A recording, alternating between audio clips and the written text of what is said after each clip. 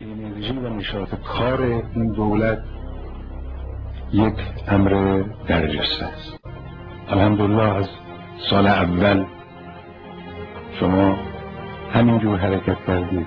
الان هم با اینکه 3 سال گذشته از عمر این دولت، انسان احساس میکنه که تحرک و نشاط و فعالیت و اقدام در این دولت محسوسه، یعنی کاهش پیدا نکرده، افت پیدا نکرده.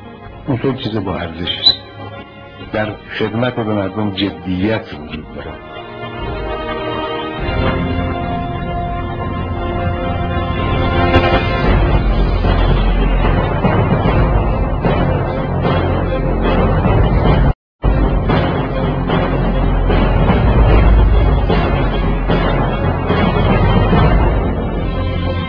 اجازه قطار ماهواره ملی قمی را صادر می‌نمایم و به مناسبت شعارهای ملت ایران در دهه فجر 57 شعار الله اکبر را سرآغاز این حرکت مهم قرار می‌دهم.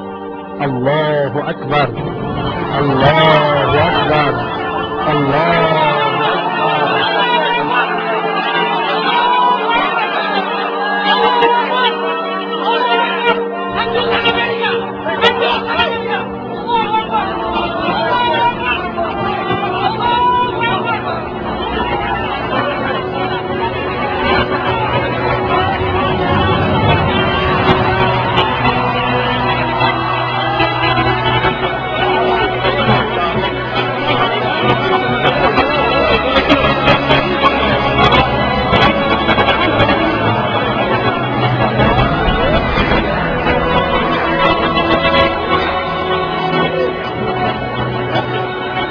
امروز جامعه بشری با نوعی از نژادپرستی مواجه است که زشتی ناشی از آن حیثیت انسان را در آغاز هزاره سوم به طور کلی مخدوش کرده و جامعه جهانی را شرمنده ساخته است.